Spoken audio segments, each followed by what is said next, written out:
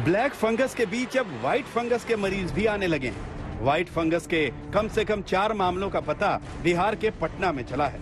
हालांकि अभी भी व्हाइट फंगस को लेकर ज्यादा जानकारी मौजूद नहीं है, जैसे कि इसका सबूत नहीं है कि व्हाइट फंगस का संक्रमण अन्य राज्यों में भी फैल रहा है या नहीं। ना ही ये पता चल पाया है कि आखिर इस नए संक्रमण को क्या खतरनाक बनाता है।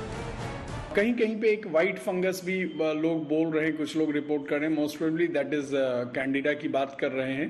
कैंडिडा पहले भी होता था।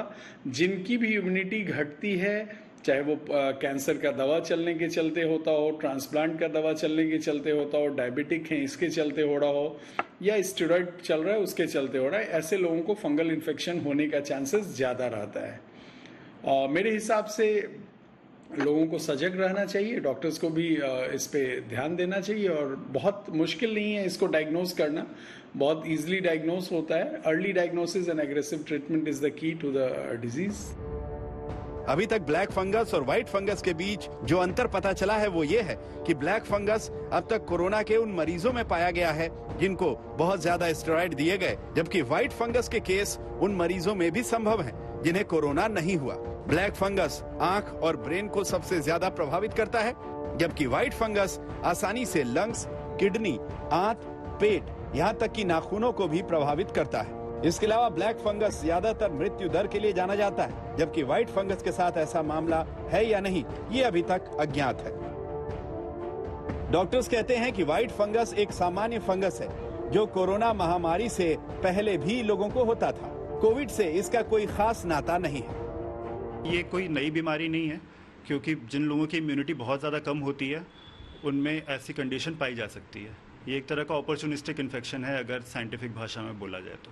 देखिए, जो ब्लैक फंगस यानी म्यूकरमाइकोसिस है वो एक अलग प्रजाति का फंगस है, लेकिन वो भी ऐसे ही मरीजों में हो रहा है जिनकी इम्यूनिटी ओवरऑल कम है। जो म्यूकरमाइकोसिस है वो नाक से एंटर करके नाक के पीछे के साइनसेस को, आँखों को और ब्रेन को इफेक्ट कर रहा है।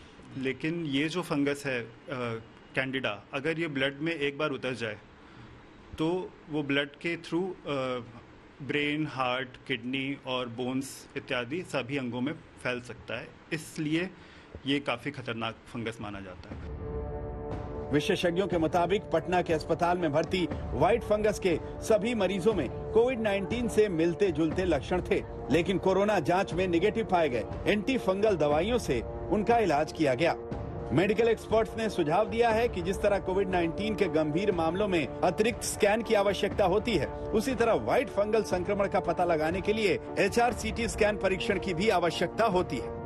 ये इन्फेक्शन भी जानलेवा है अगर वो सिस्टमिकली प्रेजेंट है, यानी कि ब्लड में प्रेजेंट है या फिर हमारे ऑर्गन्स जैसे कि लंग में प्रेजेंट है।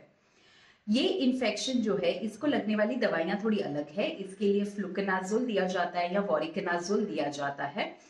ये बीमारी को व्हाइट बोला जाता है बिकॉज इसमें व्हाइट कलर का मेम्ब्रेन फॉर्म होता है कैंडिडा के कारण, या फिर व्हाइट कलर का ग्रोथ देखा जाता है जब हम उसको माइक्रोबायोलॉजी में देखते हैं, डिटेक्ट करने के लिए टेस्ट करते हैं।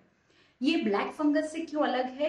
क्योंकि इसका तो एक तो है कि ये इन्फेक्शन कहीं पे भी हो सकता है just like black fungus, but इसको लगने वाली ट्रीटमेंट अलग है। जानलेवा कोई भी फंगल इन्फेक्शन जब ब्लड स्ट्रीम से फैलना स्टार्ट होता है तो वो वैसे ही जानलेवा हो जाता है। जानकार कहते हैं कि ब्लैक फंगस की तरह व्हाइट फंगस कोई नई बीमारी नहीं है। एक्सपर्ट्स के मुताबिक व्हाइट फंगस के केस में अच्छे स्किन स्पेशलिस्ट से सलाह लेकर इस बीमारी से मुक्त हुआ जा सकता है। व्हाइट फंगस का अन्य राज्यों में फैलने का अधिक प्रमाण नहीं है, लेकिन एक्सपर्ट्स का ये कहना है कि बिल्कुल ब्लैक फंगस की तरह यह भी बहुत तेजी से फैल सकता है। लेकिन ये कितना जानलेवा है इसके बारे में भी इस समय डेटा अवेलेबल नहीं है। वाराणसी से रोशन जायसवाल और दिल्ली से स्नेहा मोरदानी के साथ आज तक ब्यूरो।